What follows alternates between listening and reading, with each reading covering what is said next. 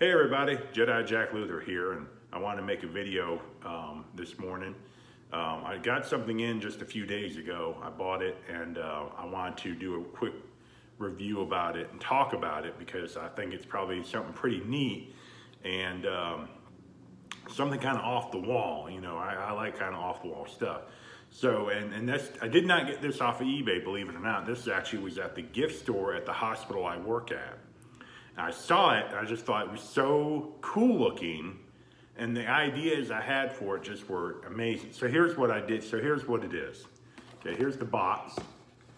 It's called a cell block phone lockup. And the idea is that this builds a jail cell that you stick your phones into and lock them up so that you can have more quality family time. All right. Now this is more like a novelty gag gift or something like that to give to somebody. And that's the back of it. The idea is that even though the box looks thin, it builds a jail cell and you stick your phone in it. But I thought, you know, that would be cool for action figures though. And a bug just flew right behind me. I'll play this back. I just saw a bug fly right back behind me. So I got something flying in the house. I'm gonna have to, it went somewhere. Or it's a big piece of dust. Or it's a ghost. We'd rather have bug. I'd rather have dust, but I think it's a bug. But anyway, enough about what flew behind me. It builds a cell, and I thought, man, that would be great for action figures. Because, you know, we don't really want to lock up our phones. I mean, we use them all the time. So I bought it. It was not expensive. It was $8, which I thought was a really good price because, you know, if you go to a hospital gift store, a lot of the stuff they have is really expensive. I'm not sure why the particularly hospital, okay, let me take a minute. Hospital gift stores get the weirdest stuff in that have nothing to do with a person being in the hospital. But I guess they have stuff for any kind of occasion. But some of the stuff gets expensive. They have a new version of the Hungry Hippos game that I had when I was a kid. And it was $32. I'm thinking, it's just a kid's game. It's $32. So holy cow, but this was $8. It was not that, not expensive at all. So I got it home, I put it together, and I'm gonna show it to you now. Here's what it looks like. It is really quite a large cage. It's a jail cell on all four sides, bars on all four sides. It has a padlock, and the keys are here somewhere. Give me a second, I'll find it here. Stare at it and I'll find the keys. Here they are. They were on the other side of the table. So this is just an inexpensive El Cheapo lock. It's not even something you'd put on luggage because you could probably break it so easily. But it unlocks very well. The door swings open. And as you can see, it's got a lot of room in here. On Facebook, I posted a picture for Memorial Day weekend with Hot Rod in there for speeding. And Hot Rod, if you know how big this was the reissue Hot Rod, but it's the same size as the original. If you know how big that figure is, he fit perfectly in here with more than enough room for a bunch of other characters. If you look down here, you're going to see what I did. What it was is the base of the floor had slots in it where you could slide your phone in and the phone would rest at an angle. But I didn't want that because the figures wouldn't sit or stand properly in here with all those grooves. So I took a piece of, I had an extra backing for those that collect comics. The backings you put in the bags and the board that you put in there to keep the comic, flat and firm. I had an extra one of those. So I took it, began cutting. I traced the main base to make the first square, and then I just cut that down to size and got it to fit in there. I put some super crazy glue around the edge, stuck it on there. It was a little slippery. Once it got into place, it held. And as you can see, it made a great floor. And the nice thing about this is because of the slots. This is kind of like how cardboard looks, where it's got the ridges in between the two pieces to make it firm. The floor is very firm.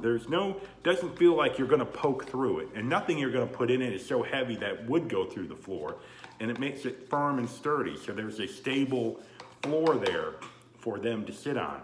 You still have these holes. I can't do nothing with these, but when you close the door, there's a black piece right there that covers those holes up, so it looks, then they don't show.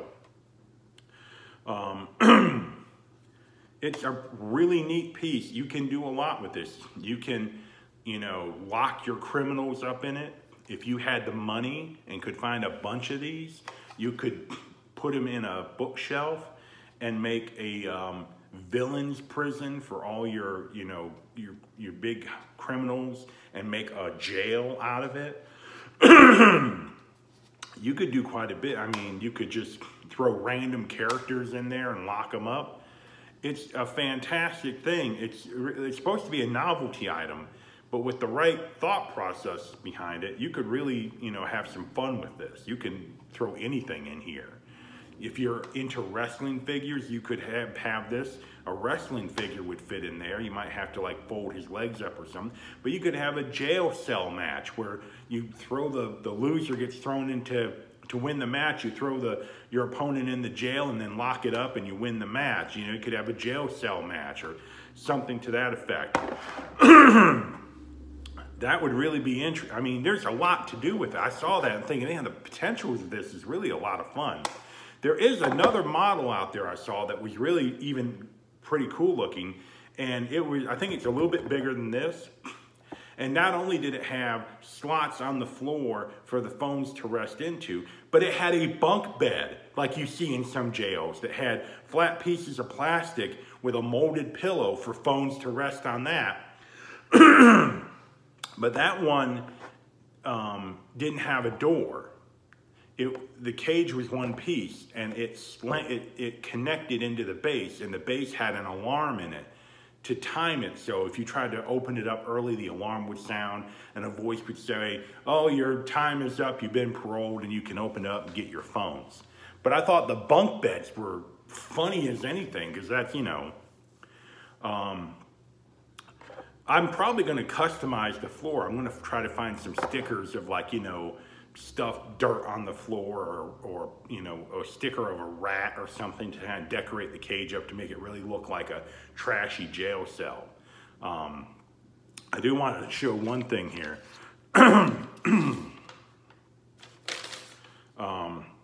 This is the instruction sheet. Just tells you how to put it together, but I'm going to see if you can see this on here. I'm going to put it up. If you can read that, it says, not a toy intended for adult use only. It's on the bottom. It's the bottom line, if you can read that. But if you can't, it says, not a toy intended for adult use only. Who are they kidding?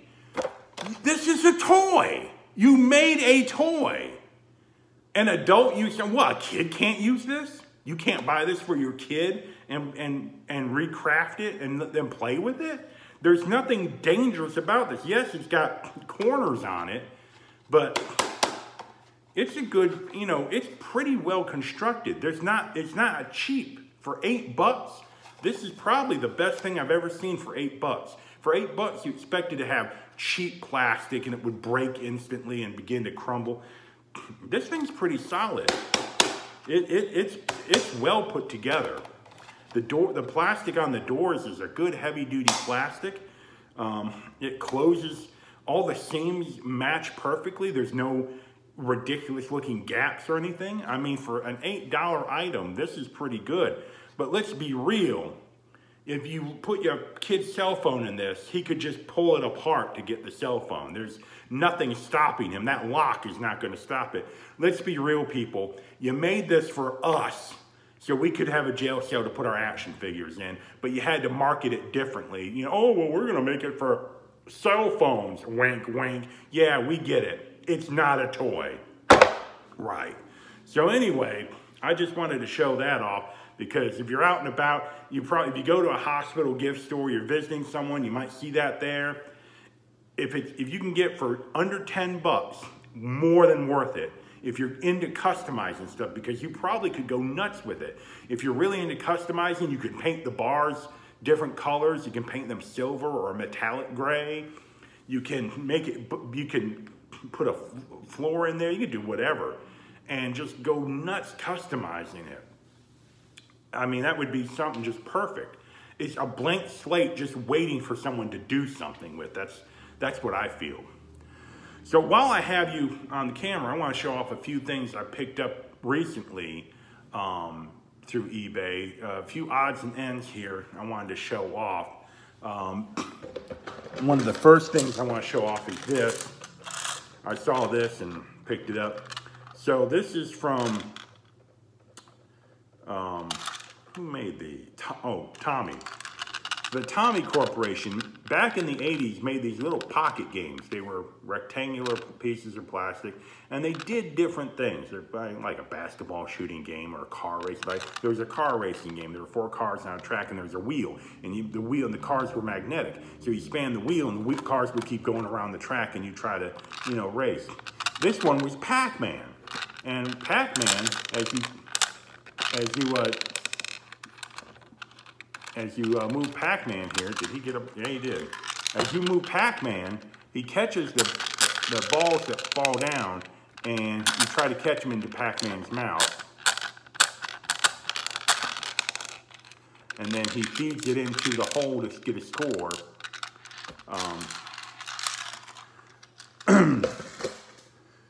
And it's just, I had that when I was a kid. And I remember taking it apart to get the little plastic Pac-Man because I thought it was cool. Only to realize that Pac-Man only works when he's in that thing because he's got a little peg that allows his mouth to keep opening and closing. Didn't know that. But that was from the 80s. I got a good deal on it. And it's in really great condition. Finding them in that condition, to which not only do they have this Pac-Man sticker on the front, but the back instructions, the games were nice because they came with the instructions on how to play the game, and they put them all on a back sticker.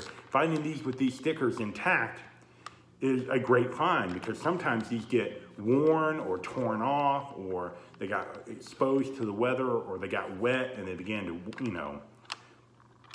the front plastic, the clear plastic part, you often will find scuffs and scratches and stuff because these were played with. We stuck them in our pocket. We took them to school when we played them with our friends. That was, back in the early 80s, that was our original handheld video game. That's what we played with. So I picked that up. Something else I picked up, I'm going to show right here. I have Star Wars, I'm redoing my cantina. I'm rebuilding it from the base up. New stickers, a brand new backdrop, the whole 9 yards. It's really looking good. The last thing I need to get are the right and left door panels for the front door that will open when you hit the button. I don't have those yet, but they were going to be the last thing I was going to get because as long as it had the door frame on it and the backdrop panel, then it looked really good on its own with that, but we'll get those later. But I have Cantina aliens, but I wanted other people to enjoy the Cantina too. So I've been putting some G.I. Joes in there, and I bought this guy. I'm not buying all of these. They're too expensive because of how popular they were, but I'm going to show you. So back in 2000, into the 2000s, 2005, 2006, Jakks Pacific had the license for the WWF, WWE figures. And they made a series of figures. They had Ruthless Aggression, which was their brand name, of basic wrestling figures. Then they had Deluxe Aggression, which were figures that had more articulation so they could do more poses and do different things. Well, they got to the point where they wanted to cash in on the other toys that buy a bunch of figures and you build something. So the superhero figures were doing this. Buy a bunch of superhero figures in the same set, and they each came with a piece of something to build another character. So Jakks came up with the idea to do something similar. So they scaled down their deluxe aggression figures to about G.I. Joe size, gave them all the articulation you'd find in them, and then each series came with a piece of something to build. The first two series came with pieces to build a wrestling ring. It wasn't a very big ring to hold these figures. On scale, it was even worse than the regular size rings for the regular size figures. So, and then after that, they began putting more and more stuff in.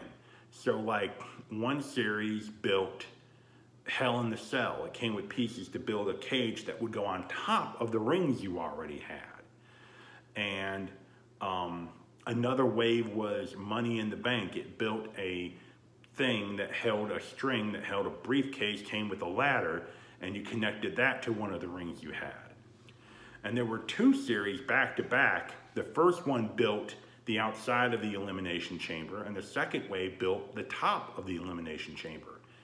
But that wave of the first one to build the base of the elimination chamber, I never saw in stores. And it had Sergeant Slaughter in deluxe aggression format, G.I. Joe size, and everyone knows Sergeant Slaughter was a G.I. Joe figure at one point. So you almost got, it's like getting G.I. Joe Sergeant Slaughter back. But I never saw that wave in the store. I only saw the build the top of the elimination chamber. One of the last waves I remember built another wrestling ring. It was supposed to be Piper's Pit. The ring was supposed to have a tartan color on the bottom of it. And one of the figures was Roddy Piper. He came with a microphone and a folding chair. But for some reason, they just built a regular ring and it really didn't make any sense. But the figures were all cool. You know, you're talking about these 3 3/4 inch figures that are fully posable, you know, and can move and can wrestle and stuff. They became insanely popular. And even while they were in stores on eBay, they were going for a lot of money. And now they still do. I mean, there are figures out there that go for $40 and $50 and $60 if they're in the package. The things that they build are worth a lot of money. It's just insane because these were very popular. People liked them, and not everyone could get a hold of them, especially the wave that built the initial elimination chamber. That came with Sergeant Slaughter, who is one of the more expensive figures to get in this series. Even loose, he's a lot of money. And I don't even think about it. But I bought Matt Hardy, fellow North Carolinian. I like the look on his face. Where's he? Oop. He's got that look on his face. And he fits perfectly in the bar. I put him in there at the counter of the bar with his fist on the counter like, give me another drink, barkeep. It's just hilariously funny. But they were insanely popular. And not only for wrestling fans, but for people of my generation who absolutely loved G.I. Joe type size figures. As posable they were, you could do a lot with them. So I picked him up just because I got him for a really good price. Got him a lot cheaper than he normally would have gone for, being Matt Hardy. And because his brother Jeff is really expensive. Jeff Hardy stuff is always expensive. So I got Matt Hardy. That's good for me. He'll be in there and he'll cause trouble in the bar. And then he'll end up in the jail cell probably. That's a foregone conclusion. But I wanted to do a quick video this morning and show you what I got and what's going on. I'll be posting this up here shortly, so thanks for looking. Please subscribe. I appreciate all my fans. I appreciate all my subscribers. Stay tuned. I put out videos when I can, whenever I get new odds and ends in, so just keep an eye out there, and a few more things will be coming through here soon. They'll get a video done, put them up there. So everyone have a good day, have a good week. We're heading into June, so, and it's already hot. So go put your bathing suit on, hit the pool, hit the beach, get out there and enjoy the day. This has been Jedi Jack Luther, and I will see you again when I probably open another box and I show you what was in the box.